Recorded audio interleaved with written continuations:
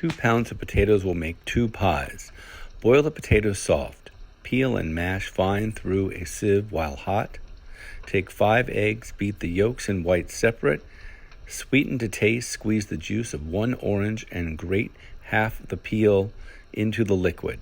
1/2 teaspoon of salt in the potatoes. Have only 1 crust that at the bottom of the plate. Bake quickly.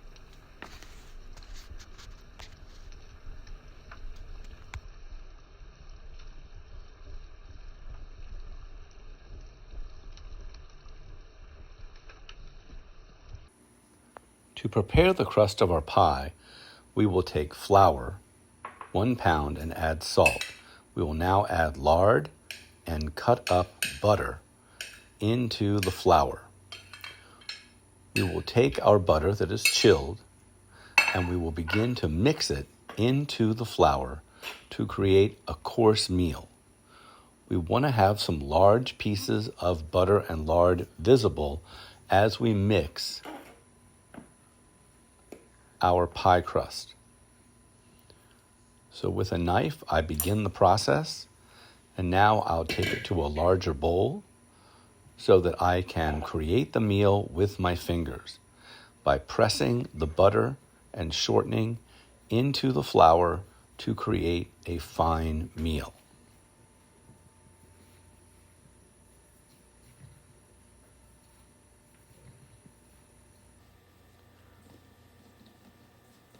Once I have sufficiently created my meal, I will look at it, and then I can begin to add the water to create the pie crust. We are trying to create a small amount of gluten without an excessive amount of gluten by adding the water into the flour to create a nice dough. So I add in water and I mix up and begin to create my dough, and I stir and mix until the flour paste comes together into a soft dough. I will continue with my hands to create a dough, and once it comes together, my pie dough is ready.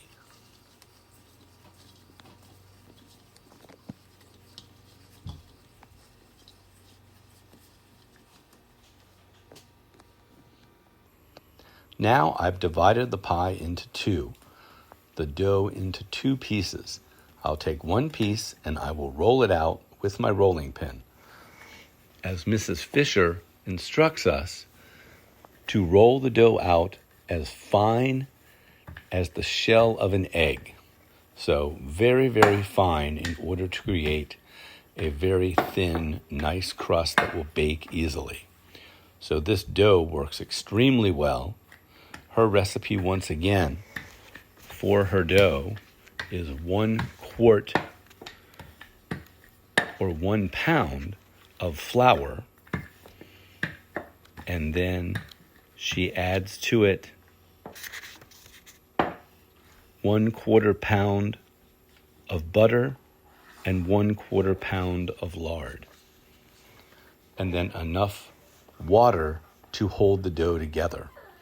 Now I'm placing the dough into the pie pan and securing the edges. And then now we're going to cut off the excess dough from around the pie pan.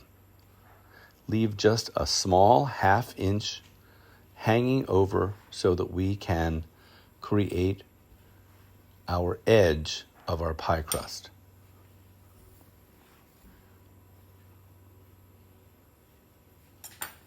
We're now going to fold that edge underneath the pie crust all the way around the pie so that we then can flute our pie crust into an attractive pattern.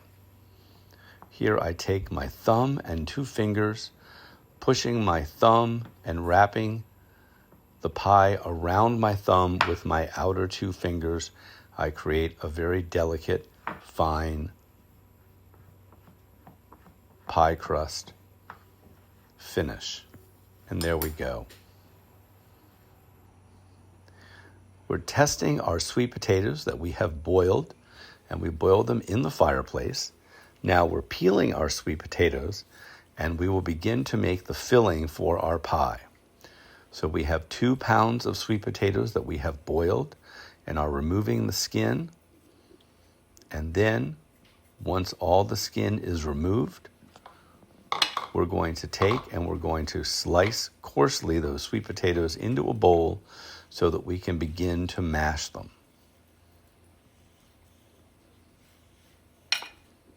So here I'll mash part of the sweet potatoes to start the process, and mashing them well with a fork. You can also pass them through a colander or a sieve. And of course, if you are using mechanical appliances, as we do not here at Grand Cuisine, you can also put it into a mixer with the paddle blade and mash the potatoes. Now we're adding in the 3rd sweet potato and mashing the whole so that it is relatively smooth. Here we're grating the zest of our orange in preparation of making our filling. Now we're going to separate 5 eggs. We will put our whites into our copper bowl and our yolks into a separate bowl.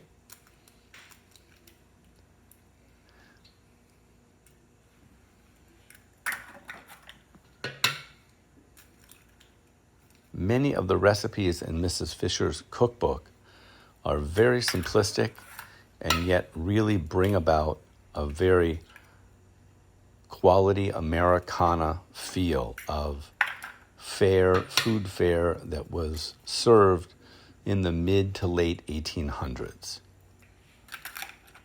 So this pie is actually rather unique and really enjoyable in that it's not the dense sweet potato pie that we're normally used to. Now I'm mixing my yolks with my granulated sugar, and once I have mixed that together, I'm going to add that to my sweet potato puree and mix that in.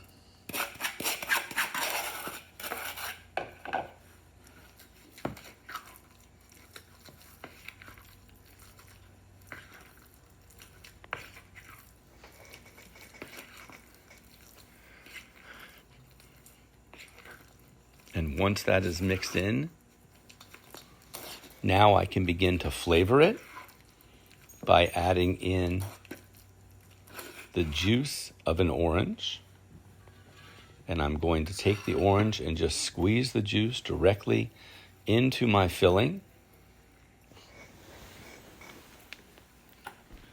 I'll use both halves of the orange, and then I will add in the grated zest of my orange.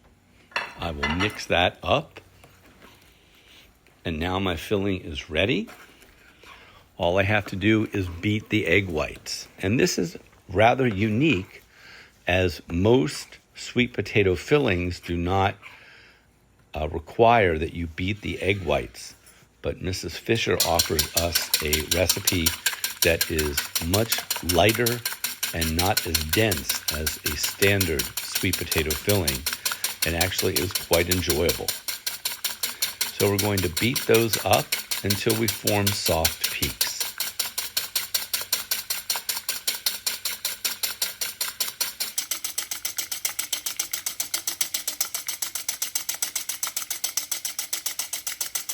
Mrs. Fisher was known for her preserves and jams and her pickles, and we will be exploring many of those recipes in upcoming segments. Looking forward to trying some of her wonderful recipes, and perhaps even a couple of the recipes that she won blue ribbons with at the 1879 World's Fair. The first black woman to receive recognition at a World's Fair, and of course, she is the first black female cookbook author. So now our egg whites are done. They have a nice soft peak, and I will add in my filling into the egg whites and I will fold and stir that together.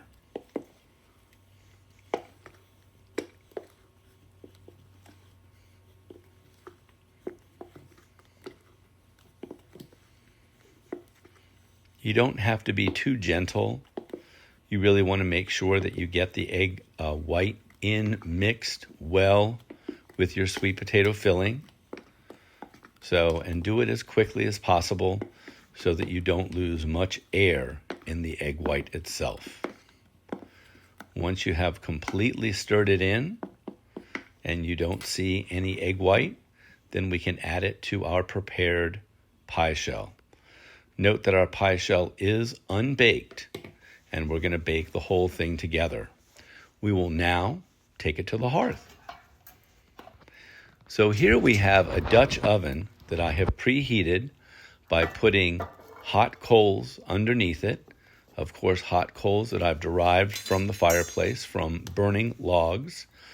And then I have a rack in the Dutch oven, and I place the pie on the rack, and I'm going to put the top of the Dutch oven on top of this to create an enclosed oven.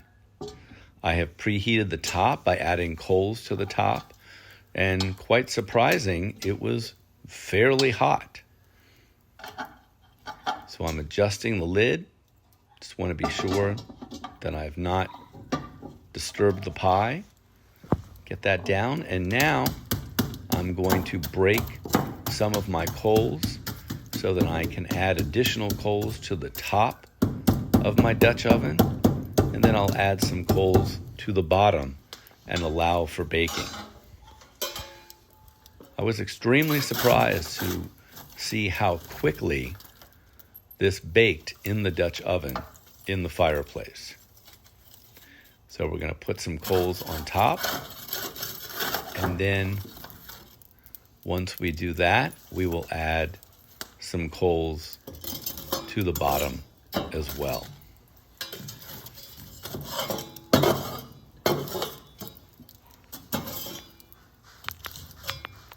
So I think pies work very well in the Dutch oven, as do biscuits, muffins. I'm a little leery of cakes in the Dutch oven. And many of Mrs. Fisher's recipes actually use a wood-fired cook stove, and she gives explicit directions on many recipes about how to actually use the cook stove.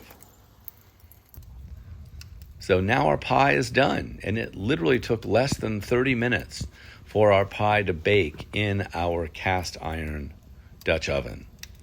So we will remove the pie. So we have our sweet potato pie that we have pulled from our Dutch oven. It has completely baked, and we've had a successful baking with Mrs. Fisher's recipe for sweet potato pie.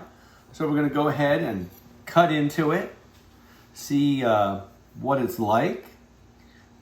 So we're going to cut straight down. Her crust is very, very nice. We'll cut there. Oh, we lost a little bit of crust. And we'll cut here. And just make sure we have a nice piece that will remove for us. And we really have had a nice bake in the fireplace. Look at that. That is a beautiful piece right there. What a great, great piece of pie. So, our first recipe from Mrs. Fisher. This is her book, What Mrs. Fisher Knows About Old Southern Cooking. And the recipes in here are directly from her. They were dictated by her to the group of ladies that she worked with in San Francisco. And they're really interesting and fun recipes that really pull to a time where you had a woman who was trained as a cook in a kitchen, and she works and writes in that vein. So we have some really, really wonderful recipes, really good instructions from Mrs. Fisher, and we're really looking forward to working more with her recipes, with her book, and creating a lot more dishes. So we will see you back soon here at Grand Cuisine, and you have a wonderful day.